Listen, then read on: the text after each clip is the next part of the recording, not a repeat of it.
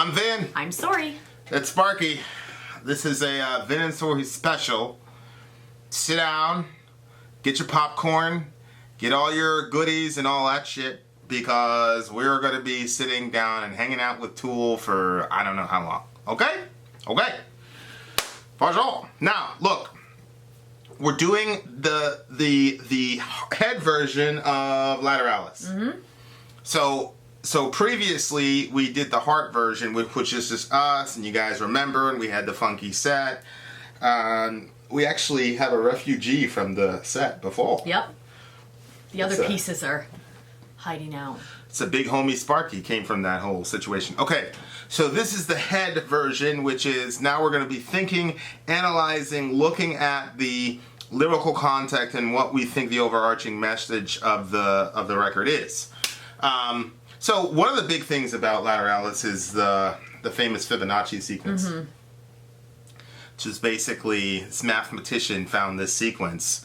It's basically in everything. It's in everything. It's eardrum, shells, all kinds of things. Yeah, it's in spirals and all that good stuff, and it's, it's the... Is that why they say spiral out?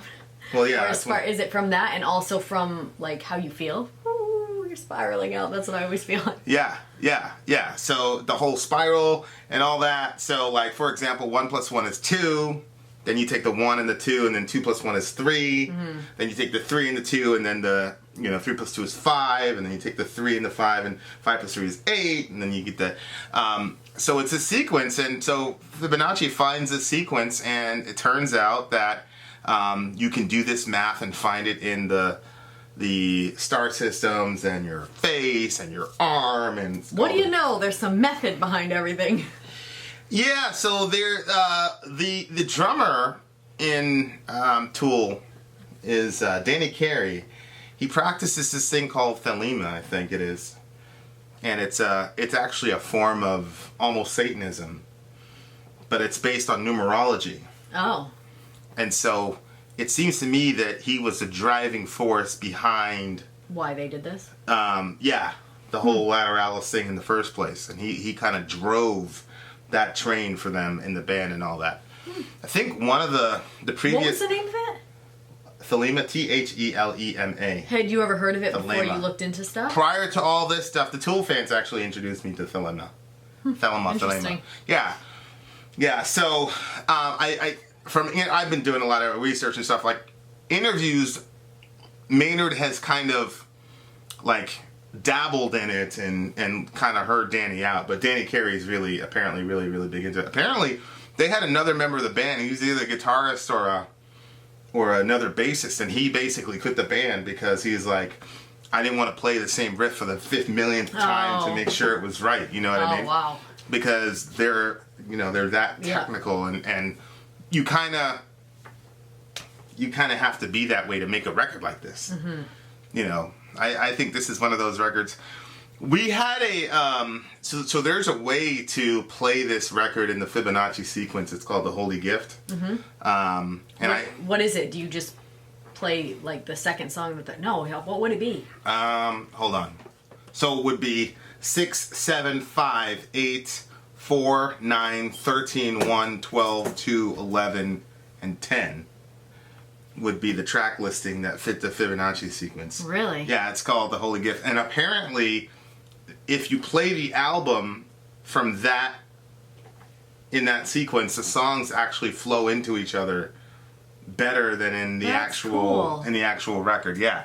I'm surprised they didn't sell a version of it, like an album that you could buy like that. Well, they would flow. That's what makes me think that it was sort of like a happy accident.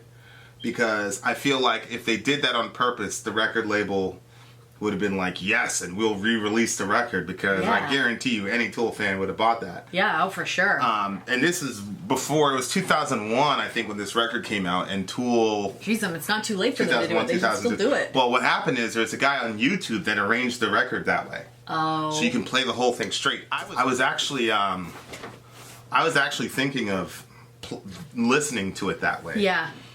But it was overwhelmingly shut down by the Tool fans. They wanted us to to listen to. Oh, why? I wonder why. I don't know. It was like a 25 to like 2 vote. Oh, jeez. Okay. Yeah.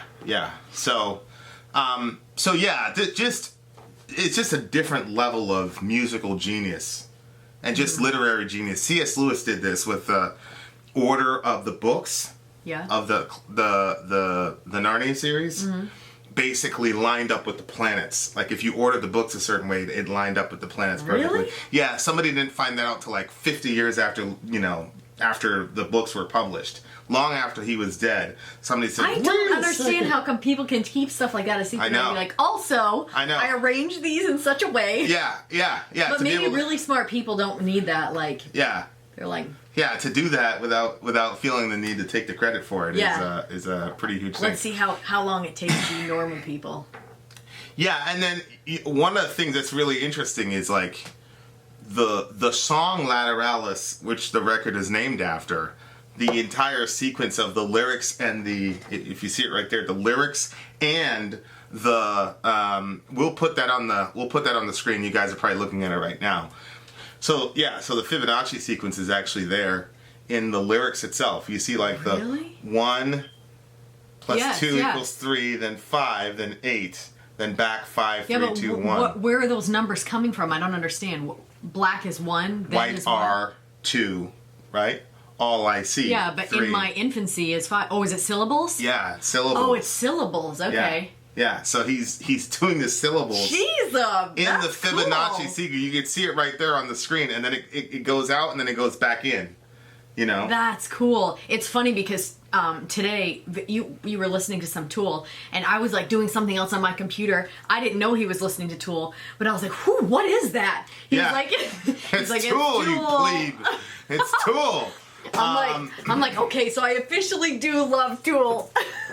Yeah, and but if you look at the way that it's done, the Bible does this too. It's called a chiasm to some degree, where they'll tell the same story and it'll go back out and it'll go back in. But if you look at it, it's kind of, if you think about a spiral, because at 1, 3, 5, 8, it goes out. So it starts think about a spiral. It goes out, and then it comes back around, and it comes like back into itself.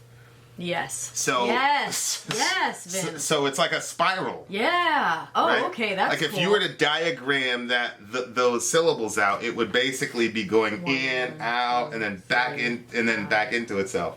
That's cool.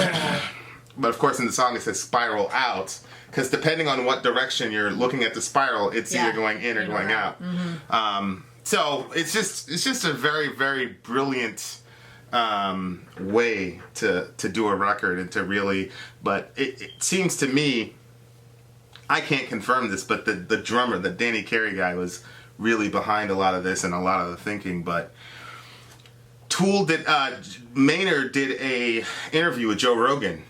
Oh, he did? And yeah, Joe Rogan was talking about this, and Joe Rogan was like, "This is fucking amazing. I can't believe you did this." And basically Maynard said, it's kind of a gimmick. Well, I saw some people saying that he thought that it was a gimmick, and I was like... Yeah. But I didn't know if it was just what people were saying or if it was actual fact. He really said that. He did. Why did he think it was a gimmick? I don't know. It's Maynard, So if like everybody's saying something, he's got to kind of be the contrarian or whatever. Or I don't know if there were some conflicts because it's kind of like... Or maybe it seemed so simple to him that...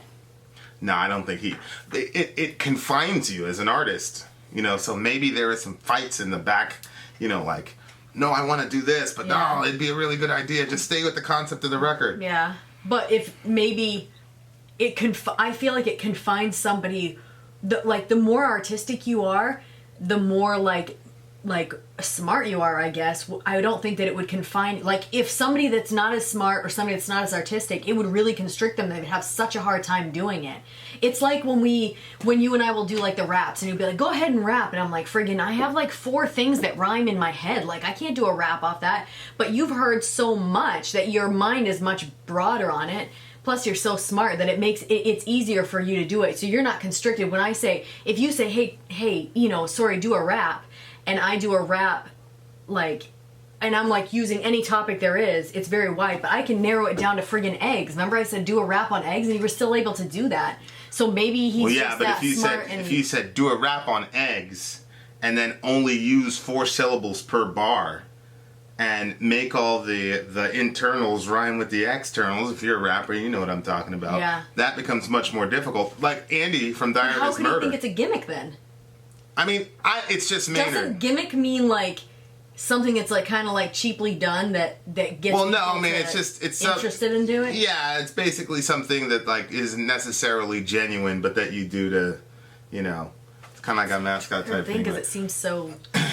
Yeah, but maybe it's maybe to him, maybe he's just such a genius that he just That's what I'm saying. You know, if he's super smart, then yeah, he I don't know. can think it's a gimmick. Where the rest of us, if we friggin' put shit together like that, and be like, it's in the Fibonacci sequence. You know what I'm saying? Yeah, I don't know. No.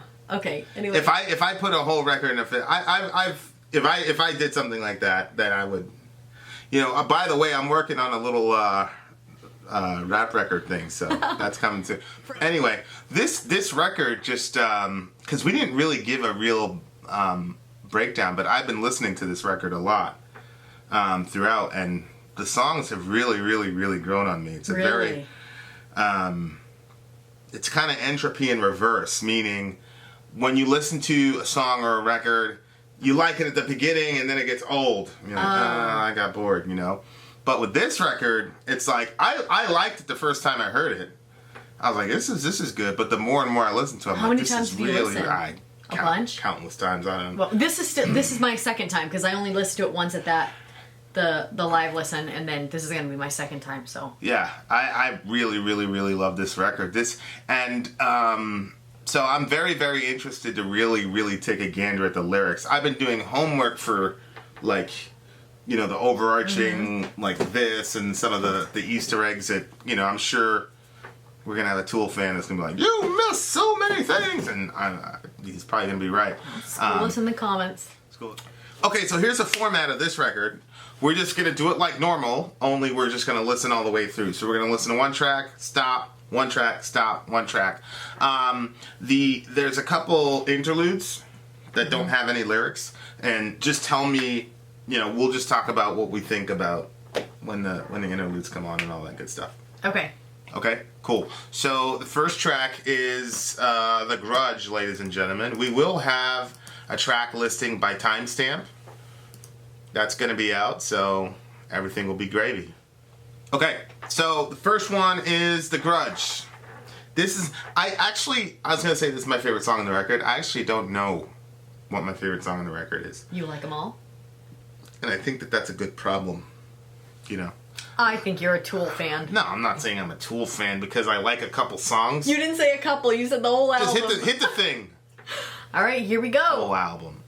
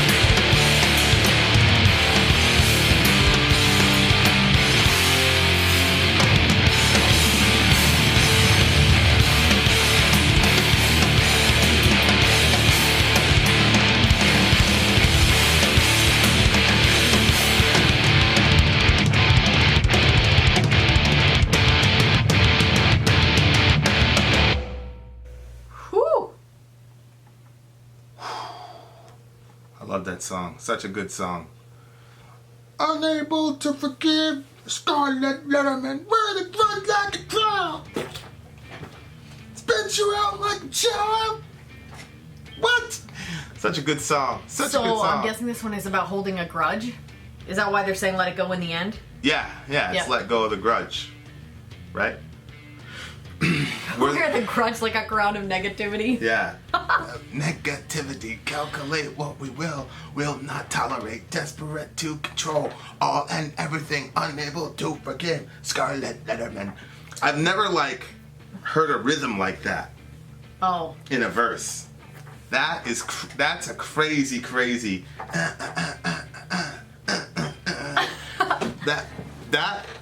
That's pretty crazy. So what did you think? What did you think of the song? I didn't know why we were talking about Saturn. Yeah, so there's a lot of numerology, astrology, all that thing. So Saturn takes 30 years to make a complete rotation. Okay. So well, I think it's 29.7 or something like that.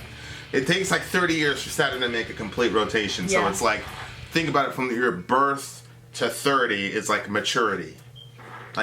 Jesus started his ministry at 30. Yeah. It's very, very interesting stuff. Yeah. I think in Judaism, I don't think you were an official rabbi until you turned 30 or something like that. Oh. They wouldn't even consider you a real, at least in Second Temple Judaism, I think. So it's 30 when Saturn is sort of this idea of time, turning you into a mature person. Mm-hmm. You know what I mean? And choose 1 or 10.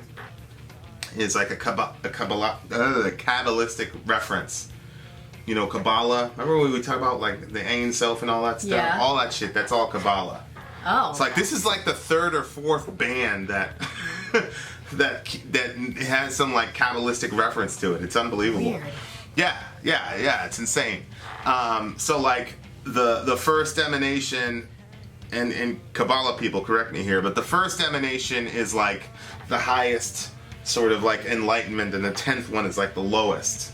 So when he says Saturn ascends, choose 1 or choose 10, it's basically learn what you're supposed to learn in the time that you have, be enlightened or be ignorant basically. But if you hang on, if you don't hang on to Saturn, because Saturn is ascending, so if you don't ascend to that enlightenment and you want to stay in the lower realms, then you're going to be humbled again. Because you're holding on to a grudge. So holding on to a grudge is the lower self, and letting go of the grudge is the higher self. You know what I mean? It's the higher. Well, it's interesting because at the end he's saying let it go, but over here he's saying hang on or be humbled. So he's saying hang on here, and then at the end he's saying let go. Right, because basically you can't hang on to Saturn and hold on to the grudge at the same time. It's one or the other. You got to do one or the other. Well, it's true. I mean, if you want to go upwards and grow and stuff like that, you can't hold on to grudges and anger and all those things. It'll hold you back. Yeah, no, believe me. This to me is a very. I heard people say, this really annoys me. 1426. The camera not being. I don't like the wall showing at all. Okay. I heard people say that this record was life changing for them. Oh well. They're this record changed my life. I was going through a hard time. I'm how does maybe a song can get you through. This is a lot of times metal will get you through the day. Yeah. Or a song like Daddy from Korn will somebody else can relate to you. Yep. This record he's dropping wisdom. Yeah. This is Oh, the whole thing is like that? Well, I mean, I'm assuming. Or you're saying this song. I'm assuming he's dropping wisdom here. I mean, because most of the time, rock and roll is about being angry and upset and why did you do that to me? Blah blah blah blah blah. But this record is dude, let go of the negativity. So Maynard writes this? Yeah, he's a lyricist. It's interesting because of the where he went in a perfect circle. Right. You know, and he went through those phases and stuff, and now he's dropping the knowledge. So don't hold a grudge. Don't anything right. This record came out after. Go. Yeah. Yeah. Mm-hmm. Yeah. You can tell, and it sounds obviously it's about you were saying about maturity, and as you're maturing, and so you can even see that with him, Yeah. That he's. Yeah. Yeah. But just lyrically, wear the grudge like a crown of negativity. You know, there's that. Well, No, go ahead. What's interesting is, like, a crown is something that people want. It's like a good thing. It like makes you, Right. feel important. You are important and stuff like that. And here he's saying wear the grudge like a crown of negativity, because a lot of times when people have a grudge or they have anger, they do kind of hold it up and like exalt their anger or exalt their grudge as being very important to them, and it's. Well, yeah, but like the crown is also a symbol of power, and like there's a certain level of power that comes with holding a grudge and being angry, because when somebody has wronged you, you end up being in a position of power. Because especially in like any given relationship, if somebody has wronged you, you're now in a position of power because now they owe you, and you can kind of hold it over them. So like you wear the grudge like a crown of negativity. And like now everybody, cause you're so fucking bitter all the time, now everybody has to kind of like bow to you and all this shit. Yeah. And it says calculate what we will or will not tolerate. As in the person wearing the crown. I'm gonna like that. You get to dictate what yeah. you're gonna take from people and what you're not gonna take from people.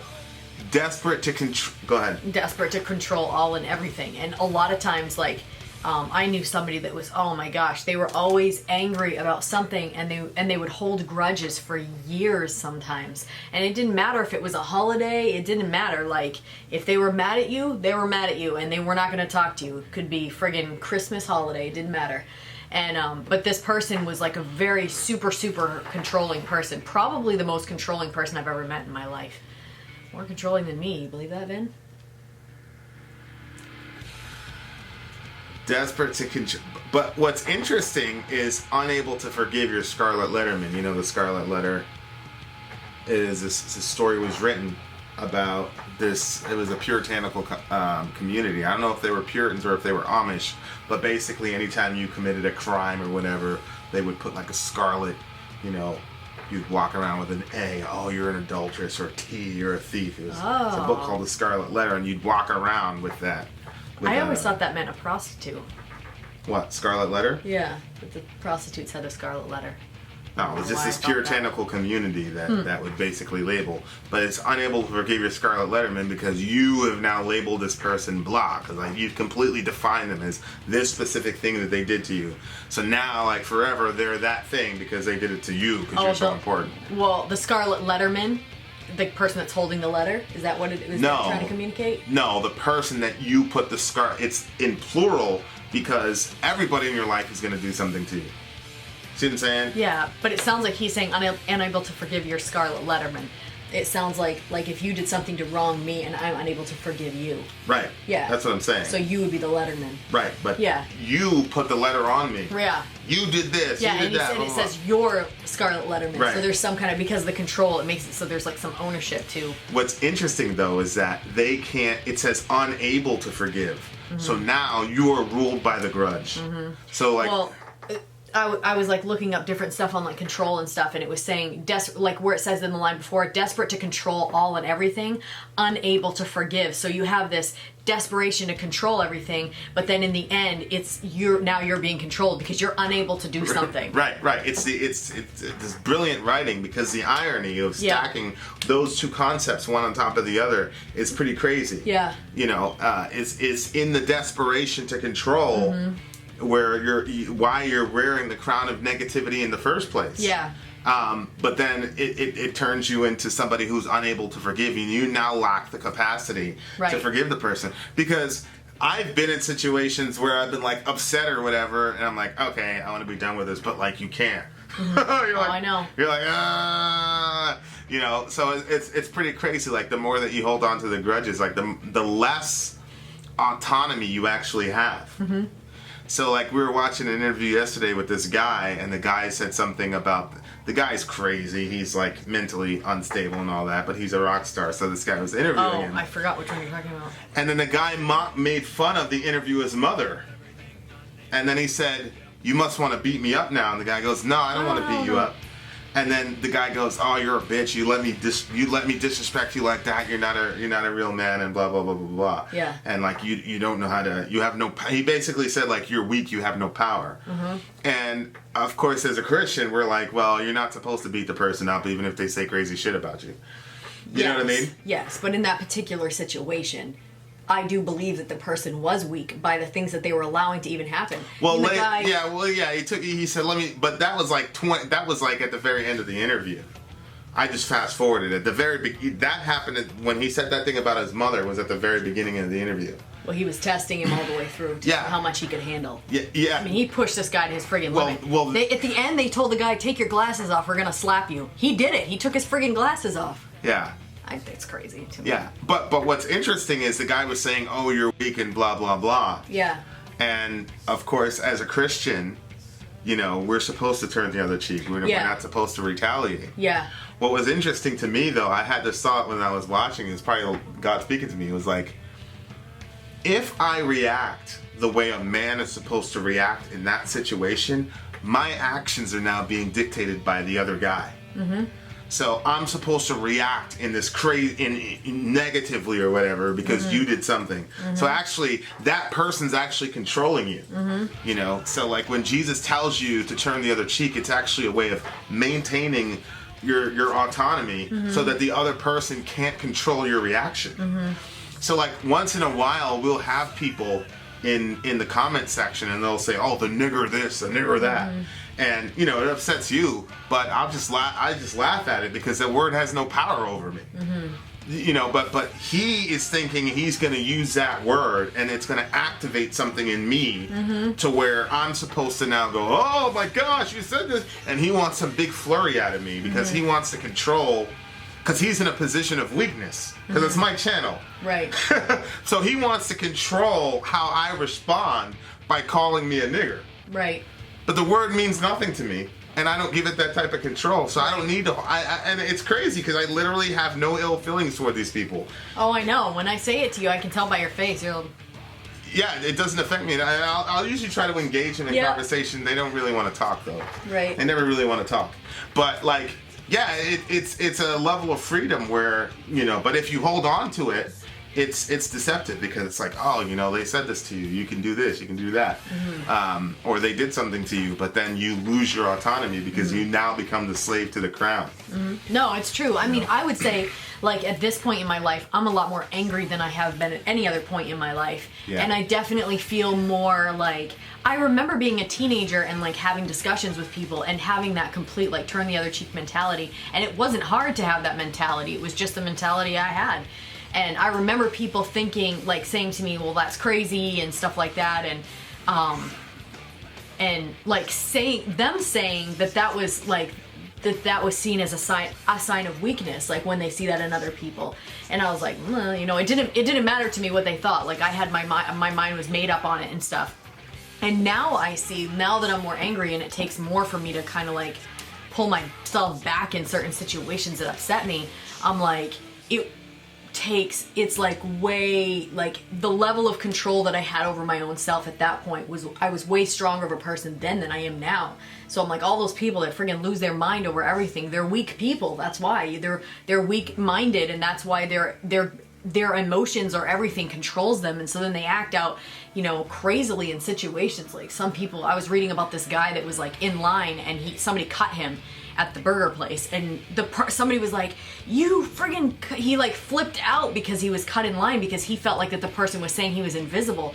So it ended up getting so violent. He ended up going to jail for a while because he put hands on the person and it got crazy, and then he was noticed. Everybody noticed him, you know. But then like obviously after he removed himself from the situation, he had some time. He was like, "Yo," like, but he was completely controlled by the situation. So I'm like, I can see, you know, like a controlling person ends up being controlled by everybody. Control, yeah. Everything, yep.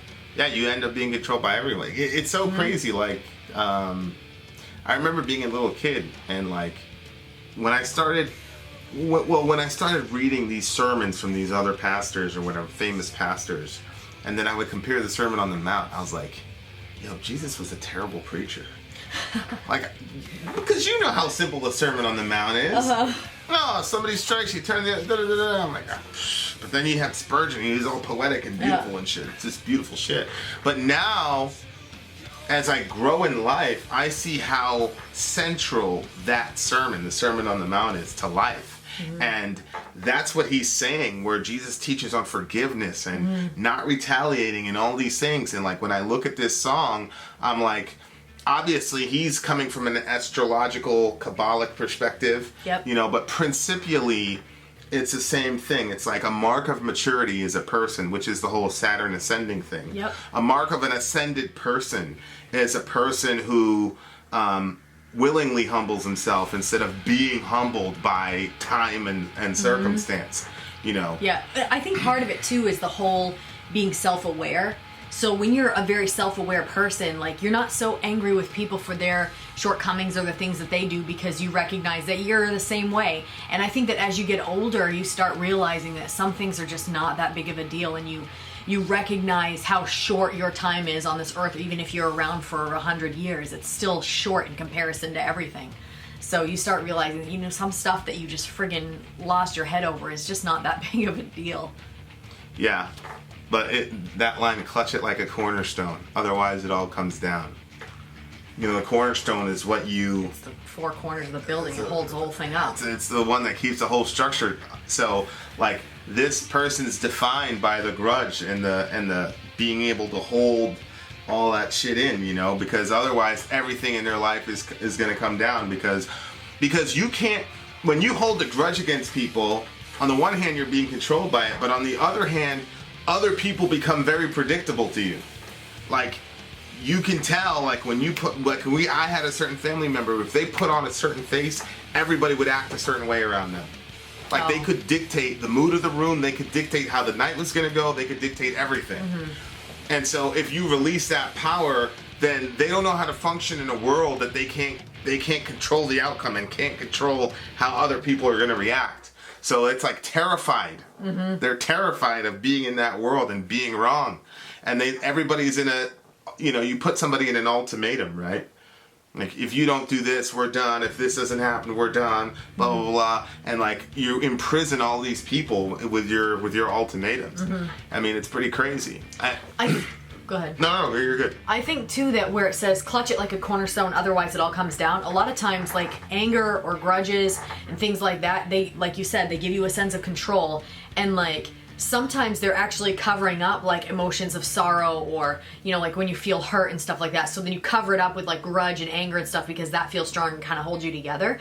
But if you let go of those things, like, in a sense, you will kind of sometimes break down emotionally because you let go of those things, and so you kind of feel the sadness or whatever. So justify denials and grip them to the lonesome end. Usually they say bitter end. Like, bitter end is a phraseology, but he says lonesome end here because that's where you're going. That's what. Like, you that's what Saturn's trying to teach you. Like, if you don't figure this out, you're gonna die a lonely person. Yeah, that person that I said always had like grudges and stuff like that. Like, they couldn't keep friends because they would always get angry with them. And like, some people would stick around because she was a fun person, you know, but then like, she'd friggin' flip on you and you were like, what the heck? So yeah, she ended up, she was lonely, and she wanted friends, and she wanted people to hang out with her and stuff. I mean, she had her family, and her family was very much there for her, but your family has to be there, you know, your family. But like, your friends that stick around, like, there's a whole different thing that comes with friends. So yeah, she didn't have that. She never had that. What did you think of the give away the stone line? Like, the grudge, now he's explaining it as a stone, like, heavy, like, just the cornerstone, like, give it away, let the oceans take and transmute. I don't know. I took that as the let him who is without sin cast the first stone. Oh, really? Right? Because it goes along with the grudge and the condemnation aspect, and the, you know, here you are condemning all these people, and the stone is the right for you to punish people that you have your grudge against. Oh. So he's saying give it away, right? And let the ocean, let the water take it away, which is interesting, because you know, in the scripture it talks about God casting our sin into the sea. Oh yeah, right? Casting our sin into the depths of the sea. Yep. And so it's like, it's crazy because God himself, like from a Christian perspective, God himself is the only one that could rightly judge anybody or condemn anybody. I mean, he's got the right to definitely have a grudge against me. And from our perspective, he took that stone and, you know, threw it at Jesus, essentially, is what we believe. But, you know, he throws it into the sea. You have this metaphor where God casts your sin into the sea, or he casts your sin as far as the east is from the west. And then you have Jesus coming down and saying, okay, like, be like me. You know, don't hold a grudge, let it go. And it's pretty crazy. And then you turn lead and grudges into gold because, you know, it changes a stone into something golden. Because now what you do is you get the relationship back. Oh, that's cool. You know, and you grow as a person. So it's like a double whammy. Like, you get to grow as a person, you get to increase in consciousness, and then you get to you get the person back, which is the goal. So, I mean, there's a lot of wisdom in this shit. Like, you can sit and like listen to these lyrics and you know, the last lines there, and I don't think at all this is where he was going, but it kind of reminds me of baptism too. Going into the water and coming back up, you mean? Yeah, like when people get baptized, and that's not like what saves them or anything, but it's them saying like, you know, I'm letting all that old stuff go, and I'm starting this new life with God and stuff like that. And so let the waters kiss and transmutate these lead and grudges into gold. Yeah, I just think that it was beautifully worded and stuff. And like, I think that when somebody genuinely wants to follow God, and like the first thing that Jesus says for them to do is just to be baptized. So it's almost like just like an obedience thing, like, okay, this is the first thing he said, I'm going to go do it, you know? And so I think that those moments are super, super special. I mean, we've seen a significant amount of people get baptized, and some of those experiences were just, you could tell, like, something special was taking place, you know? So. And seeing them after. Yes, because their face would be so bright. They were so, like, it was just wild to see the difference. And you remember that time that we were around the fire? And that one guy was like, I can't explain it. I feel so happy. And I don't know why. Yeah. And it was just cool. Like, we had some really cool moments there. Really simple guy. Yeah. Yeah. Yeah. You know, he said he felt lighter. Yeah. That weight, I think, that you just carry from just friggin' everything. But I think that's what it'd be, letting, you know, grudges into gold. Yeah, and you know, Jesus talks about the parable where the guy basically, he characterizes unforgiveness as a prison. And he says, you won't get out until you've paid the last penny. Like, if you're like this exacting person, basically, like, God deals with forgiveness with you the way you deal with forgiveness with other people. So, like, if you're this exacting person that, like, wants to count every bad thing that's ever been done to you, God's like, okay, I think you should let it go, but okay, so now I'm going to apply that to you. So should I, like, exact every horrible thing that you've done and make you pay? No, like, please don't. So, but that's where the self-awareness comes in, like you talked about, like, the more you mature. And, you know, one of the things that will change your mindset on a lot of things real quick, that really spoiled a lot of rock and roll for me, was having kids. Because rock and roll was, oh, my parents suck, they did a terrible job, they're so horrible, blah, blah, blah. I'm like, that's right, fucking parents. And then you become a parent, you're like, shit. I can't listen to that song anymore. Yeah, well, you know what's weird is when you think that, like, they did terrible at something, and then, like, you're there and in that situation, all of a sudden you're like, wow, they did better than I did. They did a badass job, yeah. And it's like, how do you communicate that to them? Like, it's gonna look weird, like, well, I changed my mind. I don't think you did such a shitty job after all. But it's a crazy situation. I remember, you know, my mom and I have had these legendary battles, and you know, before she died, and it was just this weird spiritual moment because I knew it was the last time I was going to talk to her, and God was like, "You really need to talk to your mom, and you need to tell her very explicitly that you forgive her and that you weren't perfect in the situation and all that." So I just remember, Mom, you know, I called her and I just, don't say anything for a while, just let me talk. And I just, you know, and I told her, I said, I'm releasing you for all that, you know, like, you know. I remember you talking about it, and I used to pray that you were wrong. Like, that you guys would talk, like. Nah, I knew. Because you said that, you said, I know that. And I was like, I remember praying. Didn't get answered. Yeah, I just knew it. But it was a cool moment to be able to do that, you know. And it was one of those things where, like, I could tell talking to her she was good with God. Like, she didn't need me to do it. And it was crazy because it was more for, now I look at it, it's more for me than for her. You know, because God knew he was going to take her, you know, or she was going to go, however you want to look at it. But I'm still here. And so I feel like my emotional life would have been a lot different if I didn't have that conversation, you know. But yeah, and I was pretty much around 31 when we had that conversation, you know. So the whole Saturn, there you go, man. Shout out to some Kabbalah. It's such a good song, really, really, really, really good song, and it's letting grudges to gold. Like, it really was a golden conversation. Like, it's so beautiful to be able to say, like, that was the last thing I said to my mom. Like, my hands are open. I forgive you. I love you. And she, you know. And I asked her, like, you know, forgive me, I wasn't the best son. And she was, oh, you know, she's like, I was hard on you, blah, blah, blah. But it was cool. It was cool to be able to have that. And it was a golden conversation. And, you know, it was great. That's cool. You know, so let it go. And then there's a whole bunch of let it go at the end. I love this song. Yeah. Loved it. Loved the intro. I loved the whole thing. I loved the attitude of the song because it was kind of like... it was like confrontational. Yeah. Wear the grudge like a crown. Yeah. Dun, dun, dun, dun, dun. Like, yeah. Come on, that's what you're gonna do. Like, it was like, it's a song like this. Honestly, I don't think ever happened in rock and roll because it completely flips the rock and roll attitude. Because in the rock and roll attitude, you're perpetually the victim. You're always the one who's being wronged.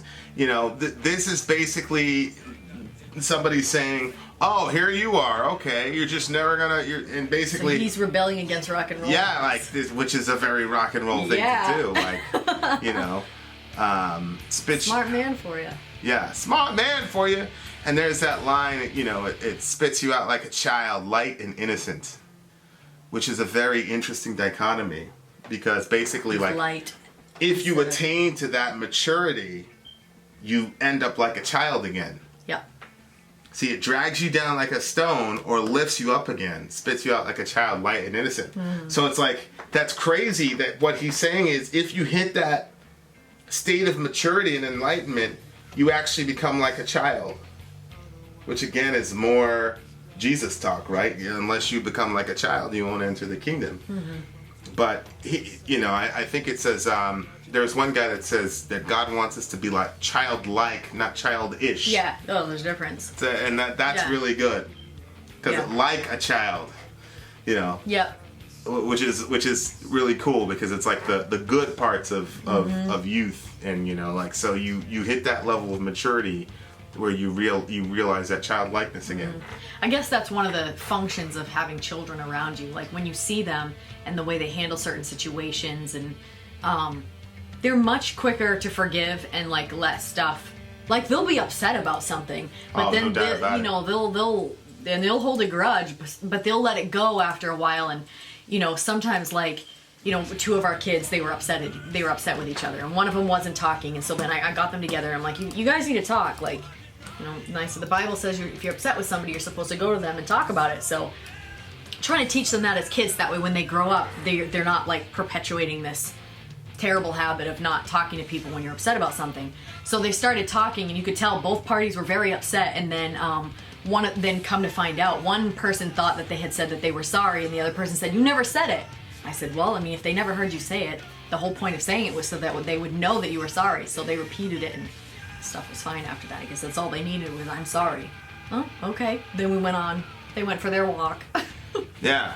I mean, it's unbelievable. You know, but the ego, you know, ego yeah, gets I guess in the way that's what it is. Sometimes like, when I watch the kids, I'm like, I miss like being that lighthearted. But you know, like life gets to you. Well, yeah, and kids don't. I mean, kids are dealing with other kids, so the capacity for danger is different. Whereas, like sometimes the ego kind of functions to protect you from people who are truly dangerous, because there are truly dangerous people out there. Yeah. who do mean you actual harm, who, you know, who will really hurt you if you continue to put yourself, you know, it's kind of like so for example, like the abusive boyfriend could manipulate this to be, hey, you should come back and let me kick the hell out of you. Right. And I think the message here is you can let go of a grudge while changing the dynamics of a relationship. I think that's important. Like, certain dynamics of relationships are going to change without you in your heart having a grudge and wishing ill to that person. What do you mean? In other words, like this guy, nigger this, nigger that. Like, I don't have any grudge toward him, but I wouldn't leave him alone, my kid either. Right. You know? Yeah. There are some people that we've met in this community that, you know, oh, of course, come over and let's have a drink and, you know, let's shoot the shit for an hour or whatever. And then there's a guy like that where I'm like, I would never let him into my house. I'd never let him around my brown kids. Right. But that doesn't mean I hate him. It just means that I'm wise.